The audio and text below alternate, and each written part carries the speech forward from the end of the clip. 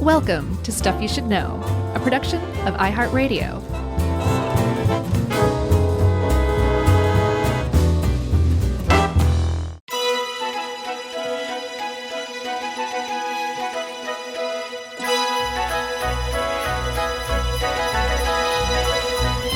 Hey, and welcome to the podcast. I'm Josh, and there's Chuck, and Jerry's trying to come, but she's had car trouble, I guess. Either way, she's here in spirit, the Christmas spirit, and this is Stuff You Should Know. That's right. The Holiday Spectacular, and a couple of traditions here is that this episode is brought to you ad-free, and also... By no one. Exactly, by us. And then also, we have managed to work it out, I don't know about every year, but it seems like every year where this is the last episode that we record of our recording year, and it's so great and so fun to wind it down this way. It's such a special tradition. And Chuck, I'm really excited about this particular one because this is a good combination, a good assemblage of stuff, I guess you could say. But like add some holly to that. Yeah, and I also realized when you sent your stuff over, I was like, hey, we kind of have a theme for one of yours and one of mine. Yeah. Which is, like sugary confections from different parts of the world. Right. So those are kind of fun. Maybe we should do those back to back. Okay. Yeah, I think that's a good idea. And then also we have another theme, movies. Oh, yeah. Or Christmas specials. I don't know, however you want to put it. That's right. Where should we start this year? Do you want to start with the cocktail so you can get crocked while we do this? Sure. Okay. Why not? I think you should announce what's going on to everybody. Yeah, so what's happening is we usually try and source some sort of a holiday cocktail and tell you how to make it. Sometimes we make it and have it on our own. And this year we had someone send in a holiday cocktail. A few months ago, we got an email from somebody named Holly Eitenmiller. I think you nailed it. And this is a drink that Holly invented called, hang on to your hats here, Grandma's Christmas Breath. That's so great. One thing I've noticed when you look around and read Christmas stuff and try to find Christmas stuff, Grandma is almost invariably portrayed as a drunk. Oh, I wasn't sure what the breath would be, but I guess boozy breath. That makes sense. Boozy breath, yeah. Like I found a recipe for something or other. It's like Grandma's version. It has like whiskey and rum in it. Yeah. Everybody's grandma gets drunk apparently on Christmas. Well, our dear departed Grandma Mary, Emily's grandmother, who was the senior general in the Stuff You Should Know Army, who passed away at the ripe old age of 101. That's awesome. When she was in her 90s, like around Christmas, she would have a little Bailey's in her coffee. Oh, yeah. Just nice. to Get a little touch every now and then. A little Christmas Irie. Yeah, so I guess Christmas time, I don't know, equals drunk grandparents. Yeah, that's how I'm taking it. I mean, Holly Eitenmiller's, the name of her recipe just says it all, I think. Yeah, so I asked Holly if there was a story behind it, but I did not hear back by recording time, so... she doesn't want to talk about it? Yeah, you know what I'll do? I'll, through the magic of editing, I'll pause and go get some ice. Oh, okay. And then I'll be right back, but to your ears, I'll be back in like 1 second. Okay. Hold on.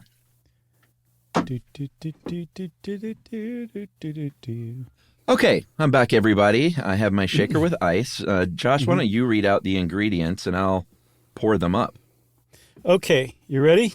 Yeah. Prepare, Chuck, 1 shot of Captain Morgan gingerbread rum. Yeah, okay, so the story here is this stuff is really hard to find, and I had to get like a delivery service because I literally couldn't find it anywhere. Do you remember I tried to get liquor delivered to you as a condolence like a year ago, and it just did not work out? I tried like 5 different services, and none of it worked. I don't remember that, but yeah, you know what? I gave up. That's the thought that counts. I kept texting you like, are you going to be home at 6 p.m.? Are you going to be home at 3 a.m. tomorrow? Are you going to be home at noon today? Oh, no. Yeah. All right, so the gingerbread rum just went in. I took a little sniff, and it smells cloyingly sweet. Oh, it sounds delicious, but I could see that. All right, what's next? I just want to make a little note here. A shot is very ambiguous. You could make a quart-sized shot. You could make a little tiny shot. Like a shot is another way of putting 1 part. Yeah, I mean, I just use a standard bar jigger, so whatever the big side is. The big side's usually 2 ounces. Okay, all right. All right. This is going to be quite a Christmas episode. The second ingredient, Chuck, is 1 shot of Grand Marnier. Yeah, I think you just heard the cork pop, the infamous. Oh, I hear it. Boy, you yeah, get that's that? definitely 2 ounces. I'm not saying I'm going to drink all of this. All right, Okay, what's sure. next? As much orange juice as you wish. I would strongly recommend fresh squeezed. Anytime you're using citrus in a cocktail, just do yourself a favor and squeeze it yourself. It's not that hard. All right, well, so can we pause so I can go to the grocery store? Yes. No, I'm going to open up the old Tropicana that I just bought. Yeah. And I bought it at a convenience store, or I would have gotten an orange. I'm just going to do 1 shot of that Okay. and just go 1-1-1. Okay. I think that's a great idea. And then do you have any ice on hand, or do we need to wait around for that too? That's what I got in the shaker. Okay. Yep, Chuck's doing the next thing, everybody. He's shaking Grandma's Christmas breath together. Should I have this up or on the rocks? Probably on the rocks. I don't know. It sounds like you got enough ice in there, and this is boozy enough to go up. All right, I'll go up then. We'll see. And then we're going to all wait around here to see what Chuck thinks of this. And also, I want to say I'm not drinking booze right now, but I'm putting away most of a quart of eggnog as we speak. Yeah, it's, I mean, the only reason I'm doing this is because I just felt like somebody should try this out on the air. And so here we go, everybody. Post-production drum roll. Ta-da. Okay. Oh, poor Holly. Her Christmas dreams have just been dashed. No, it's not bad. I mean, it's orangey because the Grand Marnier and the orange juice, obviously. Right. And it's not bad, you know. I mean, it's definitely like a festive holiday drink. I would not recommend more than one of them. Oh, is it pretty boozy? I mean, it's pretty just sort of sweet. Depends I gotcha. on your tolerance for sweet drinks. Is that rum really coming through, or is it getting missed in the orange? It could probably come through a little bit more. So I could probably add a little less orange juice if there were to be a next time. Or you could add more rum. Well, let's not get carried away here. Okay. Well, I say we move on. Speaking of carried away, let's carry ourselves away to the next segment. Yeah. And as per Christmas tradition, holiday show tradition, Jerry's going to add some really nice Christmassy interstitial music. So take it away, Jerry.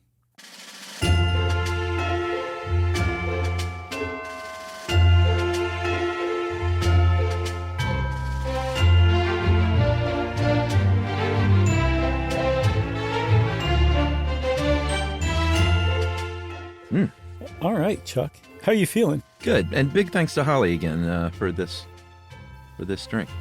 Yeah. So we're going to teach everybody how to play Dirty Santa next. We're doing that with an assist from Nella Bailey McGough. I'm pretty sure that's how you'd say her last name, from Southern Living, who wrote a pretty top-notch article on how to play this, why to play it. And they even turned up what the origin of the name, because it's got a bunch of different names. White Elephant. Apparently in the South, we're the ones who typically call it Dirty Santa. Never heard of that. You've never heard of Dirty Santa? That's all I've ever heard it. Well, aside from White Elephant. I've only heard White Elephant. Interesting. What about Yankee Swap? That one's new to me. No, never heard that one. I've only heard White Elephant when it comes to this kind of game. Okay, well, I've heard Dirty Santa and White Elephant, but regardless, the White Elephant name seems to be the traditional name for this, which is, it's kind of like, it's a party game. You would play it like your holiday party. And in the spirit, basically, of Secret Santa, where everybody gives somebody else a gift anonymously, and then the person tries to guess who gave it to them. It's very nice and sweet. This is not, well, it's not supposed to be mean or anything like that, but there's some twists to it that make it dirty. That's right, because it involves the trading of gifts, which we'll get to the rules in a second. It can... Well, I'll mention that when we get to the trading part. But okay. Yeah, the origins is interesting because I never knew this as far as the White Elephant name. Supposedly, it came from what is now Thailand, what was Siam back in the day. And the king of Siam was, if he was annoyed, he might give someone an albino elephant if he didn't like them very much, right? Yes, but the key here was to the courtier who received this gift. I mean, this is a lavish gift. Yeah. But it was a lavish gift that cost a lot and took a lot of effort to keep healthy and happy. Right. So although it seemed like you would really gain the king's favor, the king was giving you a real problem to deal with for the rest of the elephant's life. So it's a pretty sharp little idea that Yul Brynner came up with. And that's where the name came from, white elephant, right? Yeah. Okay, so getting on to the modern incarnation of it, I did not see who invented this. I guess the King of Siam did, but the modern incarnation, I don't know where that came from. But there are basically wherever you look up rules for the white elephant game, there's some that are just tried and true. You're going to find them in any set of rules. One of the big ones is set a dollar limit. Yeah. You don't want some person just showing off their Christmas bonus by, they show up with a bunch of Bang & Olufsen speakers or something like that, By setting a limit at like $20, you're making the people get kind of creative. Yeah, and the whole idea here is to have fun. So yeah, $20 I feel like you can set it according to whatever, financial pool you're swimming in, but I feel like $20 is a pretty good round number. Great. But yes, the lower the price limit, the more creative the people have to be to come up with something. Yeah, exactly. They give some tips here in this article, which is kind of fun, which is to try and fool the unwrapper by wrapping perhaps a small thing in some big elaborate package, or by, if you get really creative, if you can even reshape something as far as the wrapping goes to where it looks like something else, like maybe a bottle of wine, when it in fact is just like a folded up whoopee cushion. Yes. Ooh, that's a good one. Yeah. That's a great white elephant gift. Yeah, those are probably only like $5. Right. So you, not in 2024, pal. Yeah. So you want to, in your invitation, specify, yes, wrap it, get creative with your wrapping, but do not put a to or from thing. This is all anonymous. And then everybody comes on the day of the party and they bring their gift wrapped and they put it in a pile, the pool, as some people call it. Yeah. And Nella Bailey McGough specifies, do not put this area near your own family's real presence because you don't want to mix up like that. And then once everybody's assembled and you're usually sitting around in a circle or something so everybody can see everybody else, you draw numbers from a hat. And the numbers in the hat number from 1 to the number of people playing, and everybody draws a number. That's right. So once you've drawn your number and are thus ordered in opening order, person number 1 is going to grab a gift. They're going to open it. They're going to show everybody what it is. Oh my God, it's 4 whoopee cushions because they're, probably 3 these days to hit that $20 mark. Right. And that's it. They got their gift. Everyone gets a good laugh. Next up is person number 2. And this is when it gets interesting because person number 2 has a choice. They can pick a new gift from the pile or they can go ahead and just steal that first gift if that is something that they actually want. Yeah, there's also an alternate set of rules that say everyone picks a gift first and then the stealing starts. But most of the time you can steal on that second turn. This is where it gets a little hazy. So let's say that you're 5 people into this, right? So person number 5, it's their turn. If they go and steal person number 4's gift, now it's time for person number 4 to go steal somebody else's gift, say person number 2. Now person number 2 has to steal a gift. And this can just keep going on ad infinitum. So usually it's the third time a gift is stolen, the last person has to just go take a new gift from the pile. They don't get to steal or else it just keep going on and on and on. Right. And then there's some other restrictions on how many times a gift can be stolen or a person can be stolen from too, right? Yeah, I mean, you can do house rules, of course, or regional rules, but generally a gift can be stolen no more than 3 times. If a gift is pronounced dead, that means you can't steal it anymore, and that's after it's been stolen, right? 3 times. After the 3 times, it can no longer be stolen.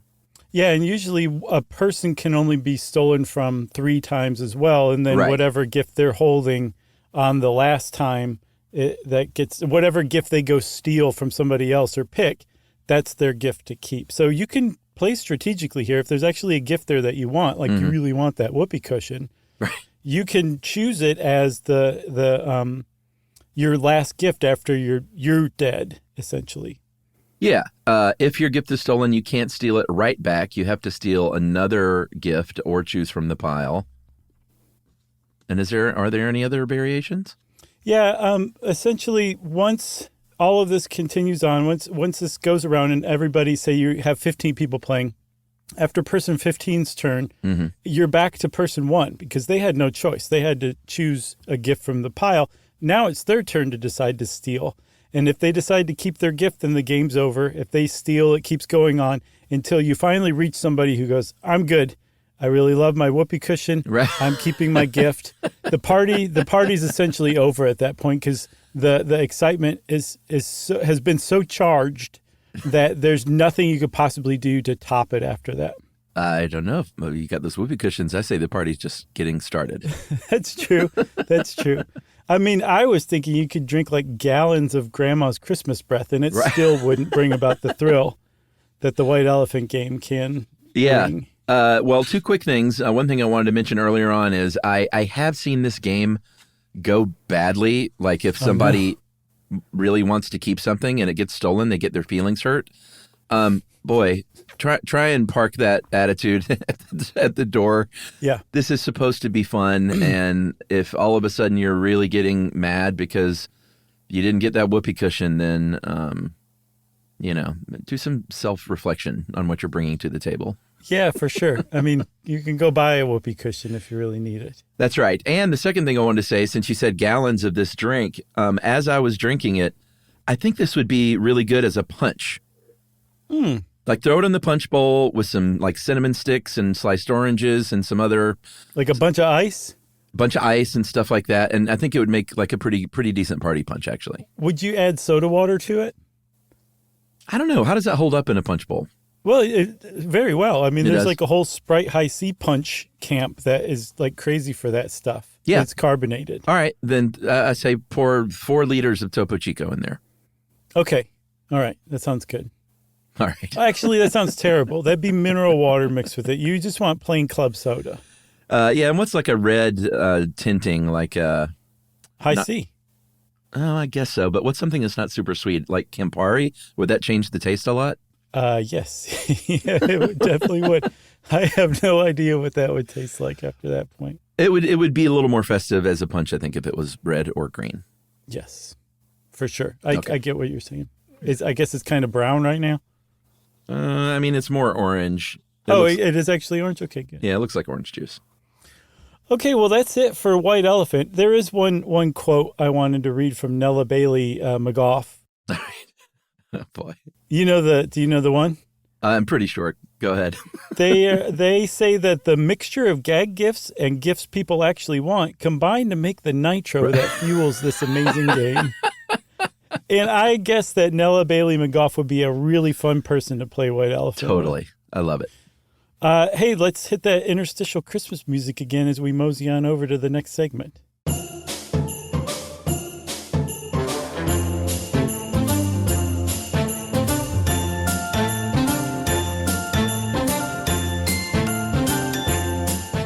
All right. I'd say we move on to, let's go ahead and knock out our two confections. Oh, okay. Which one do you want to do first? You know what? Let's start with Italy, because this is also another thing that a listener sent in, which is really great. People are starting to help program the show because it gets really, really hard to find new short Christmas stuff after all these years. But Carl, with a K, Hardin, sent in a suggestion to do a short stuff on pizzelles. Pizzelle or pizzelle? Pizzella, I thought. Pizzella? Yeah. You gotta say it like that. Yeah, it's an Italian cookie that is enjoyed, at different times of the year, weddings and things, but really known as a Christmas or Easter cookie. Yeah. I know them as Christmas. I didn't realize they were Easter, but yeah, they're super Italian, and they're so Italian that it shares a root word with pizza. Yeah. Pizze, which right. means round and flat. Which is pretty impressive that they fit round and flat into just one word. Yeah, that's true. the L in pizzelle means small, and the A in pizza means personal pan. Right. Oh, man. Well done. That was pre-thought of. I know, but it was still great. Great delivery. Nothing Thanks. wrong with writing a joke, my friend. All right. I just feel like such a fraud. No, not at all. Traditionally, black licorice or anise is the traditional flavor, but that's sort of the old world stuff these days. You can flavor it with whatever you want. A lot of chocolate ones, vanilla, lemon's a very popular flavor. I saw gingerbread. Oh, sure. I could dip it in this punch. Yeah, sounds good. I also saw a savory one, lemon dill. I'm not crazy about that, but that was the most exotic one I found. Yeah. I saw an elk one, but that feels a little gamey. For real, an elk one? No. Oh, okay. Because I was going to say maybe it was a recipe from the Elks. Oh, sure. I get you. So it's also really simple to make, too. It's just like sugar, eggs, flour, maybe butter, maybe olive oil, if you really want to get Italian. Mm-hmm. And then, like you said, some of those flavorings. And then you make it essentially like an old-timey waffle where you have two irons that usually have some sort of what is it, bas relief emblem or symbol or shape or something like that. Yeah. That the dough cooks into, so it transfers the shape to the dough as you're cooking. Yeah, like the old world way, and I imagine a lot of just sort of traditional Italian families still do it this way.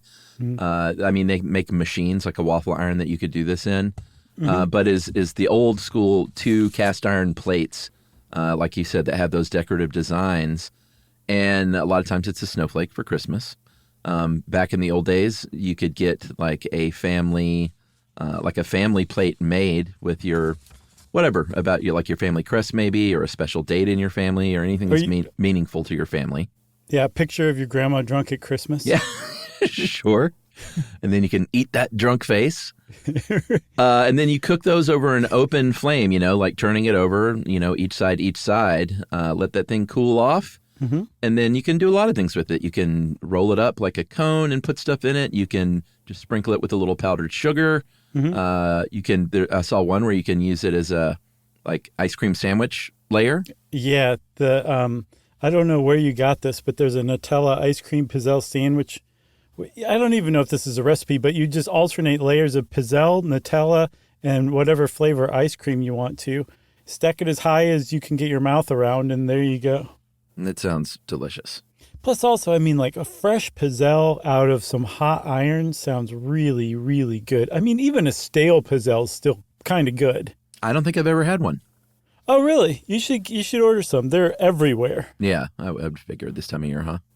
Yeah, I would treat yourself and do an anise one, the traditional kind. Okay. It's actually surprisingly good. I'm not crazy about anise, but it's good in this context. Okay. And then get something else that you're going to like lemon or something. Yeah, I'm going to see if there's a good Italian bakery in Atlanta. I'm sure there you go. is. But, I mean, even if there's not, I guarantee you can find these at like TJ Maxx if you want to. Like they're everywhere. Right behind the blouse aisle. Yeah, sometimes mixed in with the blouses. Ooh. All right, so that's the pizzelle. Should we move on to your Le Bûche de Noël? Yes, I did not expect you to say it like that, but nicely done. How would you say it? What's the correct way, in other words? I mean, you basically had it. I think it's bûche. The bûche? But I think so. But I know that bûche also is mouth. No. Yeah. Yeah? Yeah. Yeah? I'm pretty sure. So I could be saying it. It could be butchie. Okay. Okay. Le Bûche de Noël. You're right. And it's a Yule log, but it's an edible Yule log, and it's a really closely identified with France. Yeah, it is, and it was not something you would eat in the old school tradition in France. What happened, it dates back to medieval times, and you would get a real log of wood, usually a fruit tree or many times a fruit tree, and you would do that to, let's say you wanted like a good apple harvest for the year to come. So you would use like an apple branch or log. You bring it home, you put that thing in the hearth, and the hearth is sort of where the family hung out. So it's just sort of the centerpiece there. Yeah, and then there were, I think this actually is like a pagan rite even, that they would light this, and it was supposed to last from Christmas through the New Year. Mm-hmm. So at least 3 days. If it didn't burn for 3 days, you did it wrong, and your next year was going to suck. Bad but luck. if you could at least make it three days, you were probably going to choke to death on an apple the following year if it didn't make it 3 days. Yeah. But if it makes it 3 days or longer, great. And so to kind of game the system, usually your Yule log would be like damp, like very green and very large, because that wouldn't be the only thing you were burning. Like you needed to cook, you needed to keep warm. So you had fires going this whole time. So to keep this log going for at least 3 days, it had to be of a certain type. Yeah, and I'm not sure if we mentioned you light it on Christmas Eve. If you've really done your job well and you picked out the perfect log, maybe soaked it a little bit and game the system, like you said, that thing might burn to the New Year. And I would guess the whole family just celebrates if that happens. Yeah, and the ashes even were thought to prevent lightning strikes. So you'd want to cover yourself in it anytime you went out in a rainstorm, I'm guessing.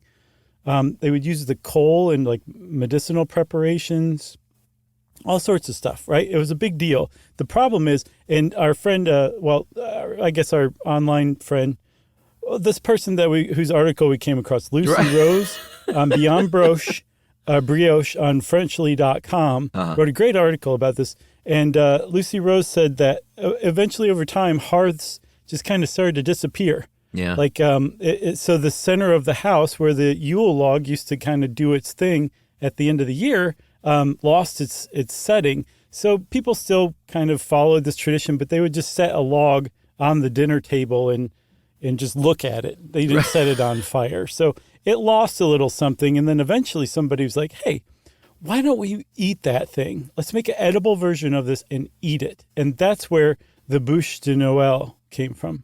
That's right. That happened sometime in the late 1800s. Apparently a gentleman named Pierre Lacombe published the first recipe for that in 1890.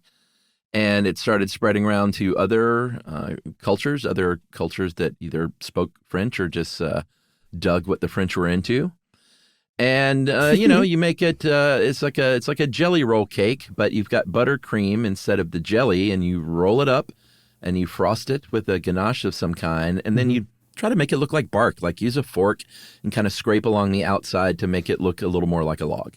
Yeah, and sometimes, like the more modern ones, they'll come in all sorts of colors or whatever, and they look very sleek, like a Swiss cake roll, essentially.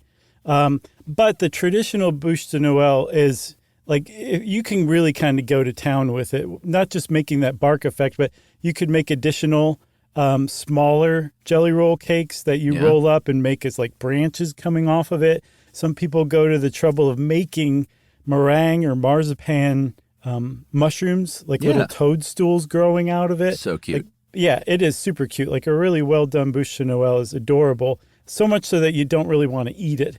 But from the description of the ingredients, I would eat it anyway. Yeah, for sure. And there's actually, it's not that hard to make. And there's some recipes that Lucy Rose recommends. There's one from Le Grenouille, which is a legendary French restaurant in New York. They had one published in the New York Times in 1982. Then the other one she recommended came from Jacques Pepin, his classic bûche de Noël. Doesn't get any better than Jacques Pepin. No, and while you're out at those bakeries looking for pizzelle, try a French bakery and see if they have a bûche de Noël. And if they don't, but you really want to try it, they sell them online too. Yeah, boy, I'm looking at some of these online. These are really lovely. Yeah, they really are. Don't they look cool? Like, do you see any with the toadstools? I see the toadstools. I see the little forked bark. Those look nice. But I see someone who somehow managed to make it look like real pine bark. That looks really great. Yeah. I mean, somebody with the right kind of fork could really go to town. So let's move on, huh? All right. So those are the two confections. And so we're going to hop in our sleigh. We're going to ride around up in the atmosphere. Where are we up there? I think the stratosphere, right along the edge of space. Okay, perfect. And we will be right back after a little Christmas cheer.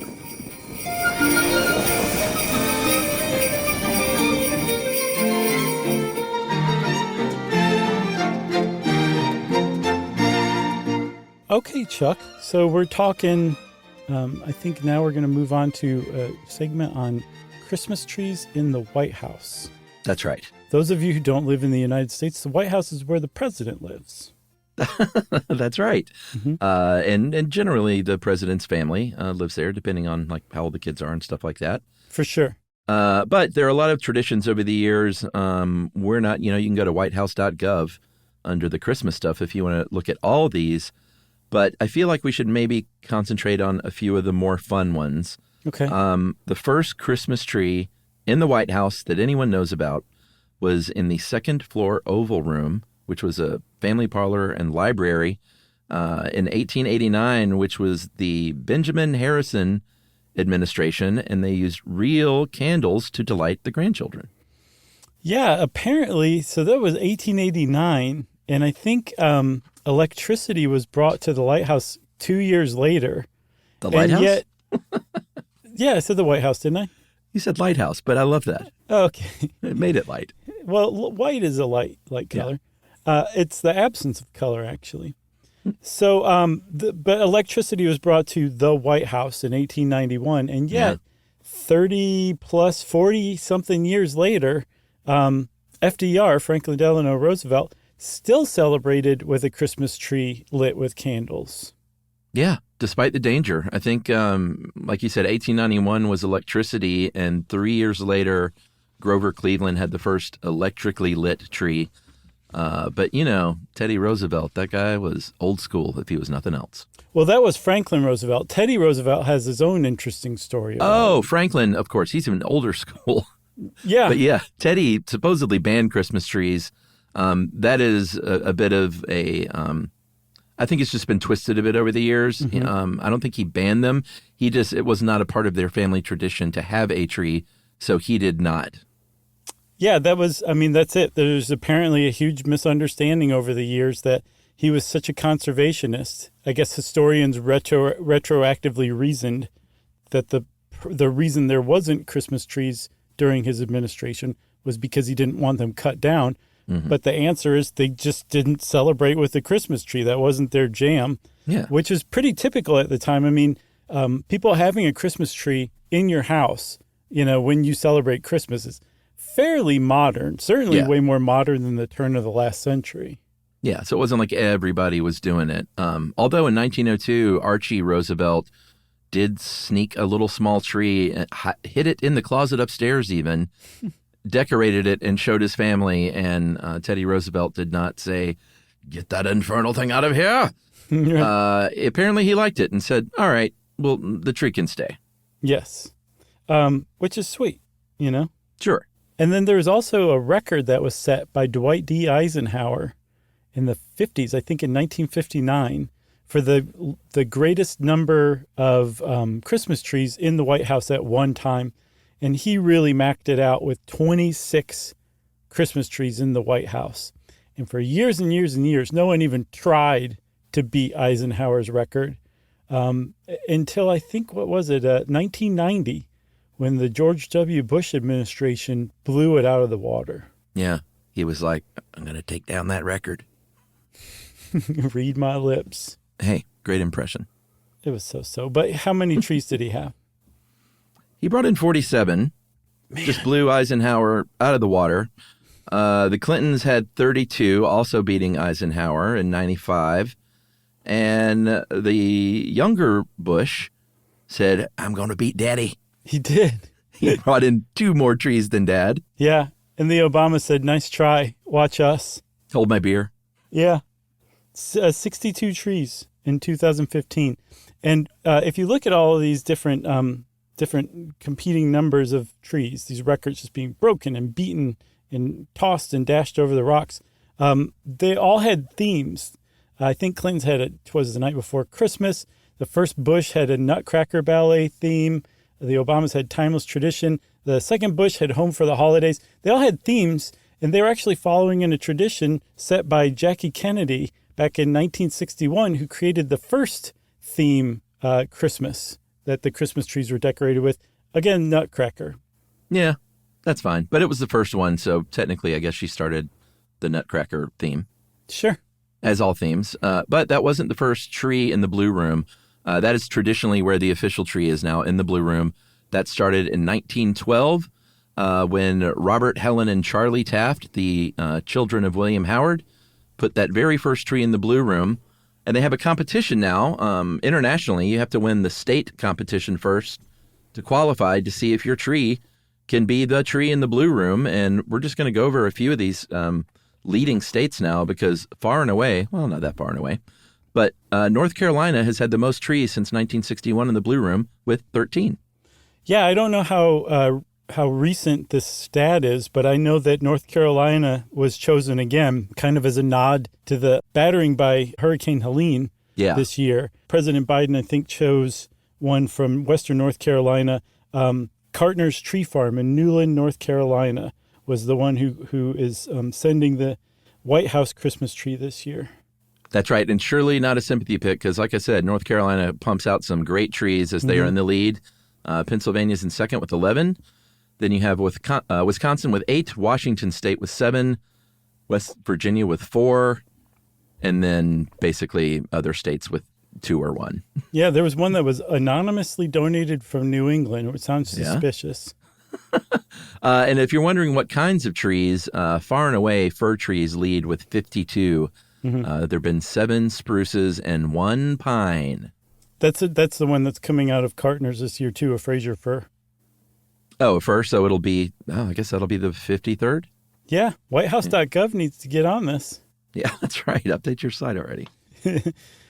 So, yeah, that's it for White House Christmas trees, huh? I think that was a pleasant little journey.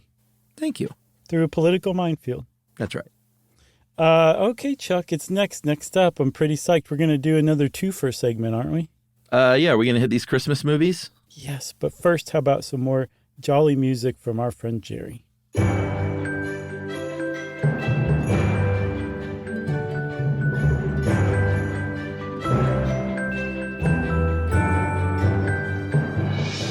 All right, everyone, we're back, and we're going to finish up with a couple of Christmas movies. Well, one a TV special and one not just a Christmas movie, but the Christmas movie. Yeah, you are, right? I don't know how you spell it. You do. You are. It's like a reference to a city in Sumeria or Mesopotamia or something like that, like one of the first cities. Oh, look at you, Mr. Smarty Pants. Yeah, we're talking about the first Christmas movies. Shocking stat here. Over 150 new holiday movies are produced annually. Yep, 98% of them from Hallmark.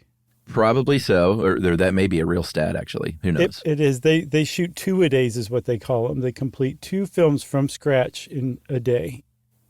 They should just redress people and recast them and just be like, all right, you're Bill, the local sheriff in this one, and you're Johnny, the local diner owner in this one. Right. Wait, I thought I was Johnny in this one. No, just shut up and wear this. But if you're thinking like, oh, It's a Wonderful Life, no, that's the 40s. If you're thinking, all right, March of the Wooden Soldiers, no, that's 1934. Sure. You have to go all the way back to the very earliest days of putting anything on film to find the inspiration that would lead to the first Christmas movie. Yeah. It turns out that we're going all the way back to the 1890s, but we should go back a little before then. In France apparently, I didn't know this, was like the center of filmmaking. Did you know that's where it originally kind of came out of? Sure, the Lumiere brothers. Yeah. So there was a guy named Louis Le Prince who is considered as having filmed the first surviving or the oldest surviving motion picture, which you've probably seen before. Mm-hmm. I know you have, but I'm saying you, the listener. It's a horse running, and it almost looks like a flip book. It's that primitive. Yeah. And it's referenced, actually. Have you seen that movie Nope? Oh, yeah, sure. Remember when they show up on the set, they kind of give that spiel about their family and the horses, and they say that was their ancestor? That's what they're talking about, is that it's just a 2-second long shot of a horse running, a person with a jockey on it. I'd like to see that again. Nope, or that 2-second long shot? No, wait. All right, I just watched the horse thing again. No, I'd like to see Nope again. I saw that in the theater, but I haven't seen it since, and I quite enjoyed it. Yeah, it was pretty good. All right, so that 2.1 second horse running, first thing A lot of films that followed didn't have a narrative yet. They were just literally, people were amazed that they could just see something moving on film. Mm-hmm. The Lumiere brothers very famously in 1896 had a 50-second clip of a train coming right toward the screen. Probably the first and last time a train didn't go through a tunnel to indicate intercourse. Right. Yeah, they hadn't figured that out quite yet. That was the next year probably. That's right. But then that first Christmas movie came just a few years later, right? Just 2 years later, after that 50-second clip was called The Arrival of a Train. It really gets across what you're watching. But it was just 2 years after that, a guy named George Albert Smith became the creator of the very first Christmas movie, uncontested. No one had ever made a Christmas movie before until George Albert Smith came along and put 76 seconds of goodness on film. That's right. It's called Santa Claus. It's a pretty groundbreaking film at the time. I guess almost anything you did would be groundbreaking at the time. Yeah, but he was showing off almost. Yeah. No, I agree. Had some pretty decent special effects. It's a story of Santa, very simple story, obviously, 76 seconds. But it's Santa visiting the home of two kids on Christmas Eve. You can watch it on YouTube. It only takes 76 seconds plus some dumb ad.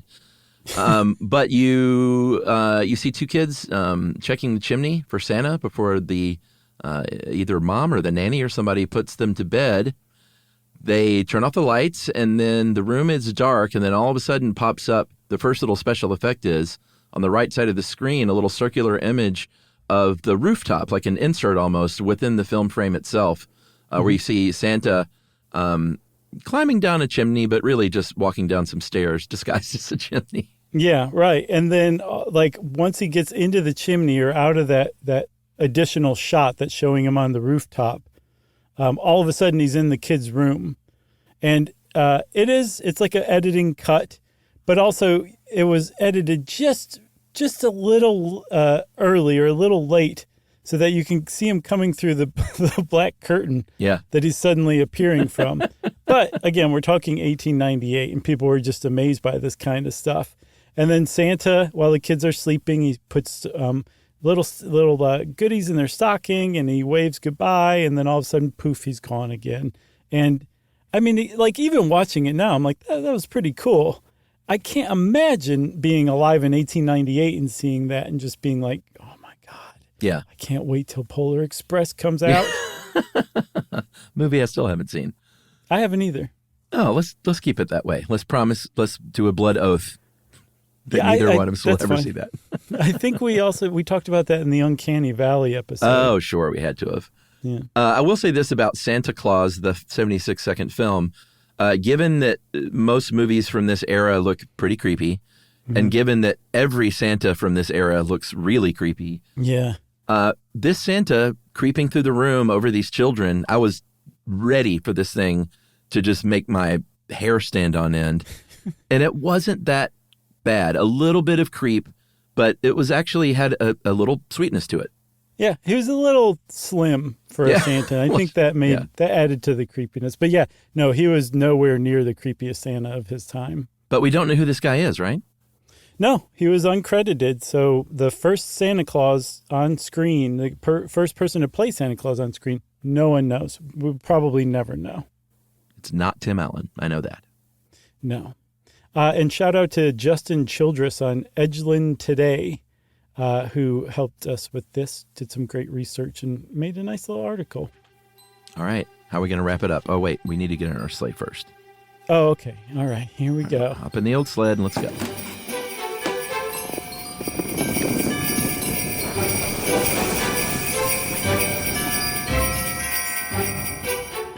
Okay, Chuck. Do-do-do-do. Do-do-do-do-do. Why do you got to do that? Do-do-do. Do-do-do-do-do-do. Did it work? Josh has been giving me that earworm for 16 years on the reg. It works really well. All right. So now I'm annoyed. So let's talk about the sweetest Christmas special of all time. It is sweet, isn't it? Did you watch it? Of course. Okay. So in 1982, Christmas time, 1982, there was a cavalcade of familiar characters who made their debut in Christmas specials, right? Mm-hmm. You had Pac-Man with the classic Christmas Comes to Pac-Land. Yeah. It's not that good.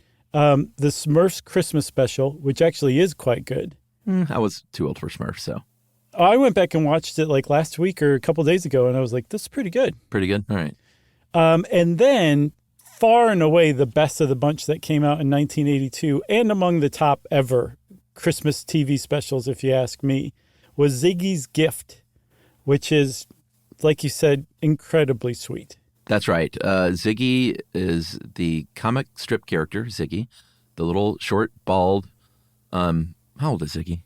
That was one of my questions. He's timeless, ageless. I mean, is it supposed to be a grown-up, though? Yeah, he's not a kid. Okay. I couldn't tell because I wasn't into Ziggy, but did, some Ziggy research and look back at some of the comics. And, Ziggy was beloved because Ziggy was great, and Ziggy was sweet, and Ziggy was joyful, and Ziggy was not cynical. Ziggy lived with a dog and a parrot, and you might find a Ziggy comic strip that was just a little wry joke, or you might find a Ziggy comic that is literally just Ziggy smiling and looking at you and saying hello. Yeah. And so he was like indefatigable, even though basically his entire life went wrong at every turn. Yeah. And he could be affected by that. He was put off. He was mad. He wasn't like he was some sort of smiling automaton, but he returned back to his upbeat outlook on life very quickly. That was his default setting. And just reading Ziggy cartoons, it's it does it to you, it really brings it out. Yeah. And so Ziggy had been around since, I think, in the paper since 1970, and had built up a pretty good audience by 1982. So it was a big deal when Ziggy was coming to TV. Tom Wilson, the creator of Ziggy, did a bunch of interviews with different newspapers, and everybody was quite excited that Ziggy was having his own Christmas special. Yeah, for sure. And he really pulled out all the stops. Because not only is it a Christmas special, an animated Christmas special, but it was one that really took the time with the artistry to just knock it out of the park. Mm-hmm. A typical half-hour animated special at the time had about 35,000 drawings. Ziggy's Gift had close to 140,000 drawings. They usually have about 50 rough sketches to sort of map out the story. There were 1,200 for Ziggy's Gift. And for all of this effort, you got an animated special that, for the time, again, when you look back now, really good, smooth, outstanding animation, and it won the Primetime Emmy for Outstanding Animated Program that year. Yeah, it beat Garfield, beat the Smurfs. Take that, Smurfs. Yeah, it beat Charlie Brown twice, 2 different Charlie Brown specials. Good grief. There was just no chance that anybody was going to beat Ziggy's Gift that year. Yeah. And also not just the animation. I mean, people animation buffs are this is a classic masterpiece of animation. But the plot, too, was really good. The thing seems longer than 22 minutes. Not it drags. They just packed a lot into this 22 minutes, even though it just kind of takes its own time. That's great. It's pretty funny in a lot of places. It's sweet throughout. And all this kind of came together and formed this perfect, sweet little 22-minute Christmas special. Yeah, absolutely. When it came time to make the special, they were like, what do we do with Ziggy's voice? How do we cast this iconic silent character? Because you can really ruin a comic strip character come to life if you don't get the voice right. Yeah. And so they decided not to use a voice at all, which was brilliant. And apparently that came from Wilson's daughter, who a few years before said that the reason it's hard to find a voice for Ziggy is because when you read Ziggy, you hear your own voice. Out of the mouths of babes, Amazing. She was 32 at the time, but... That's great. So, the whole thing came together to make this really great Christmas special. But what's puzzling about it is it didn't become an enduring classic. The latest I could see on good old newspapers.com was 1986. That's when the TV listings for Ziggy's Gift around December just dried up. But the great thing about it, and the reason why we're doing this, we're covering Ziggy's Gift, is there's a couple of generations out there who don't even know this exists. Yeah. And are going to be so happy to find this sweet little Christmas special that I hope everybody who's listening who's never seen it really enjoys. And if you have seen it, it's been a little while. If it's been a day, doesn't matter. Go watch it again because it just gets you every time. Yeah. And get your What Would Ziggy Do t-shirt printed up. Yeah, that's another thing, too. You could really get into Ziggy after watching that. And there's a lot of great, like, vintage Ziggy stuff, like stickers of Ziggy catching a rainbow in a butterfly net, that kind of stuff. Yeah, and you could, get Ziggy with it. Very nice. There's no way to end this better than that, Chuck. It's my last bad joke of the year. So let's get a little more Christmas music in, and then we'll wish everybody Merry Christmas and Happy Holidays. How about that? Let's do it.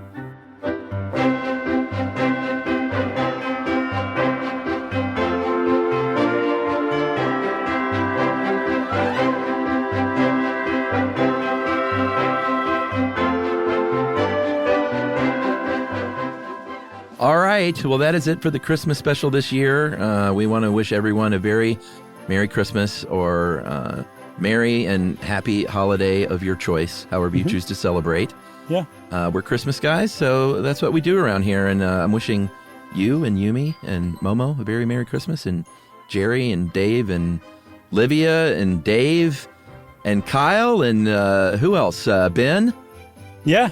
The whole crew. And back at you, too. Merry Christmas to you and Ruby and Emily, for sure. Yeah, thanks, man. And, of course, with Jerry, her lovely wife and daughter as well. Yeah. So, Merry Christmas to all of you. Happy holidays to all of you from everybody here at Stuff You Should Know. We hope it's a great one for you. And go watch Ziggy's Gift and feel love. Merry Christmas, everybody. Stuff You Should Know is a production of iHeartRadio. For more podcasts from iHeartRadio, visit the iHeartRadio app, Apple Podcasts, or wherever you listen to your favorite shows.